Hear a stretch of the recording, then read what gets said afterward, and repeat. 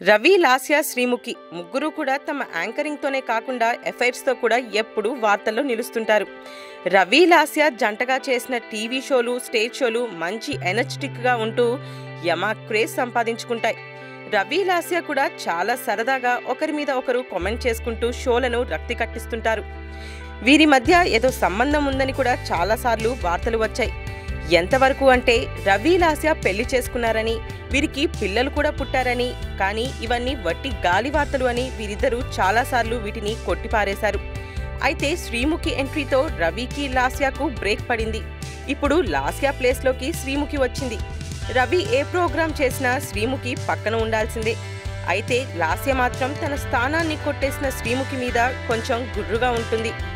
రవి, లాస్య మీద వచ్చినట్లే రవి, శ్రీముఖి మీద కూడా వార్తలు రావడం, లాస్యకి రవి, శ్రీముఖిలకి మధ్య పచ్చగడ్డి వేస్తే బగ్గుమంటుంది అనే వార్తలకు తాజాగా జరిగిన పరిణామం చెక్ పెట్టింది. ఈ మధ్య ఈ ముగ్గురు కలిసి ఓ ప్రోగ్రాం చేశారట. ఈ ముగ్గురికి కలిపి ఒకటే మేకప్ రూమ్ ఇచ్చారట.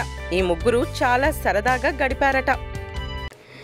మరిన్ని ఫ్రెష్ ఫిల్మ్ అప్డేట్స్ కోసం మా ఆరెంజ్ ఫిల్మ్ న్యూస్ ఛానల్ని సబ్స్క్రైబ్ చేసుకోవడం మర్చిపోకండి.